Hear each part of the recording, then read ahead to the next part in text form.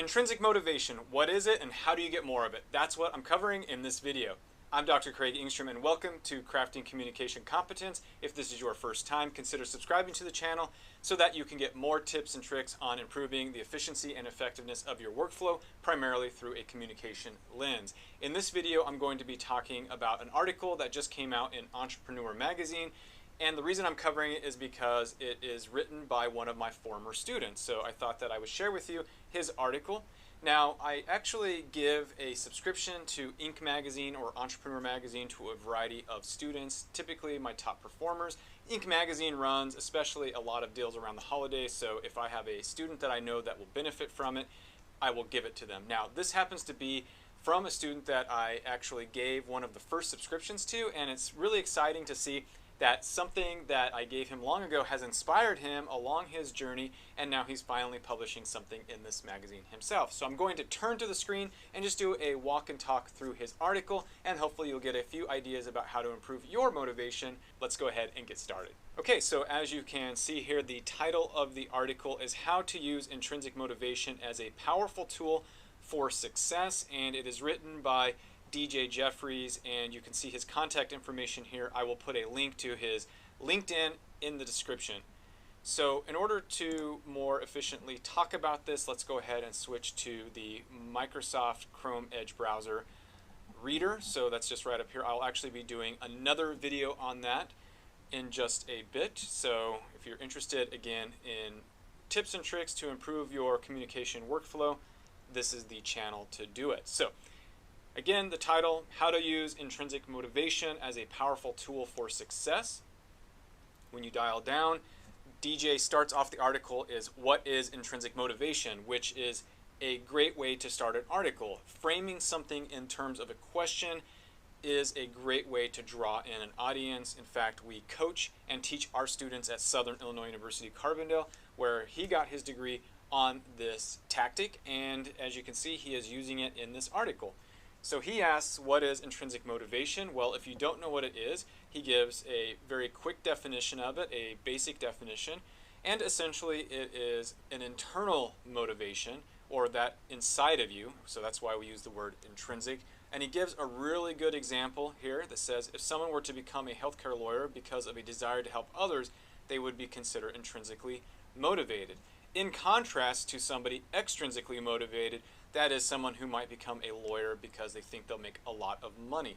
Now, you probably want both motivators in your life, but intrinsic is the one that's going to have some staying power. So I think this is great. Now, I also like that he immediately goes into other examples around other professions. So again, he's adapting this article to a wide variety of readers. So I really, really like how he does this. He then goes into the next thing. What are you actually going to get from this article? Well, how to use intrinsic motivation. So again, sticking with sort of a who, what, why, when, or how approach is a great way to write an article. And he goes into some points which are bulleted. So again, you can see a very easy topical outline format. So first off, he says, treat it as a starting point. And he goes in and says, look, this is something that you can begin with, but you're going to have to find other motivators in sort of your life and cultivate them. So I love the idea of using the idea that this is a seed, and once you identify the seed, you have to nurture it and so on. So he does a really good job providing some examples. Of course, you should read this article. I will put a link in the description. Then he says that you should build a network, and in fact, I just recently had a call with him with some students, and this is the one that they honed in on because it's actually a very unique point, and it's saying, look, you can't be intrinsically motivated, even though it comes inside of you, if you don't have people that are pushing you, sharing it with you, and just generally helping you out. Now, I actually think that this network ties into a later point that he has, which is compromise, and I'm going to suggest collaboration as the alternative to compromise. And the idea here then is if you have a good network and it's made up of a variety of subject matter experts who complement, that is with an E, not an I, so not paying a sort of praise with the complement, C-O-M-P-L-I, but instead complement with an E, C-O-M-P-L-E, pairing together quite well. So for example, a white wine pairs well or complements fish, for example. So this is, I think, really important that you should build a network, and that he says there are many networking sites, LinkedIn and Reddit, where people go specifically to form relationships. It's easy to see how this would be beneficial in a business sense, but these communities are also great for casually bouncing around ideas and also being positively influenced for others. So surrounding yourself with like-minded people who are going to share and be excited about your accomplishments can keep that fire alive inside. He says that you might need to change your perspective.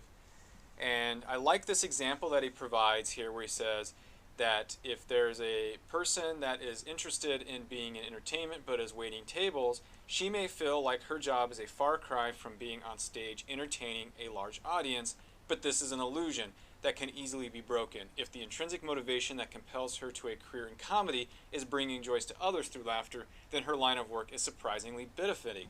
This is so true. Like, you can do what you love and are passionate about while doing something else, and it's important not to lose sight of that. Now, an extrinsic motivation might be a recognized actor and being on stage or in a film or something, but if you are truly enjoying the idea of, acting or performing, and doing this well, especially if you're doing humor, will improve your likability, will improve your tips, and so forth. Because research in persuasion does suggest that when people are likable and when they're humorous, they're actually more likely to persuade others. So again, I like this idea that sometimes you just need to remind yourself or change your perspective of what you're doing to stay motivated. He says here to be open to compromise, and this is where my only small little nitpick for this otherwise just beautiful article is that I would have preferred that he used the word collaboration and not compromise, but I get what he's saying here. He's saying that while it'd be nice if even the most menial tasks in your life could give us a sense of purpose, this is usually not the case. Instead of feeling discouraged by this, realize that negatively perceived aspects will present regardless of the endeavor you choose.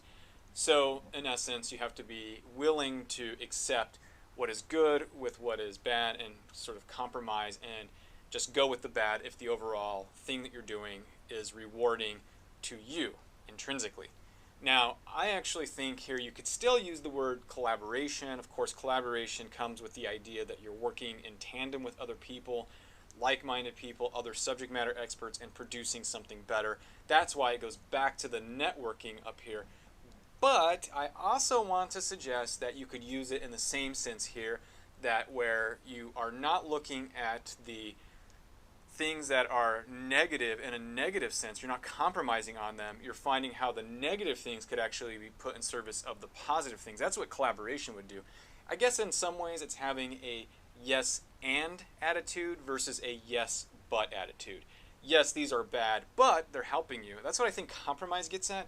Versus, let's say, yes, these are bad, and they're helping me really improve on it. And I know this is just a matter of semantics, but I do think it can have a huge impact or effect on your thinking. Finally, he says, remind yourself regularly. He does say that intrinsic motivation does not mean unwavering motivation. I just love the way that that sentence flows, and I love that he uses the word unwavering. Anyway, you have to remind yourself that, in fact, at times you will find yourself down. People who are, always presenting themselves as being super motivated or always happy, in the end of the day, when they're not performing in front of others, they do have their down times. I would consider myself someone who likes to get things done. I'm very intrinsically motivated. I do like extrinsic motivators. I love closing a deal and making some money on my resume business, for example. But I just genuinely also like doing resumes, so it's a win-win. But nevertheless, I'm not always wanting to do it. Sometimes I find myself, even when a client has paid me, I'm just like, oh, I've got to get this project done. And it does feel like a burden. Not always am I in a good mood, though I might present myself in that way or try to with my students. So just keep that in mind, especially when you're like checking out social media and so forth. Not everybody is in a place where you think that they are. So if you find yourself getting down, it is okay. So I hope that you enjoyed this walkthrough of this article. Again, it was written by DJ Jeffries, and he goes into some great detail, so I hope you will check out the article. At the very least, maybe check out some of his other articles. Link with him on LinkedIn. I think that he would appreciate it. And so I hope that you liked what I had to offer here. If you did, consider liking the video as well as subscribing to the channel. As I said, I provide a variety of tips related to improving the efficiency and effectiveness of your workflow from a communication point of view, and I also share videos like this that I think cover some interesting topics that might help you become more competent in your everyday work life.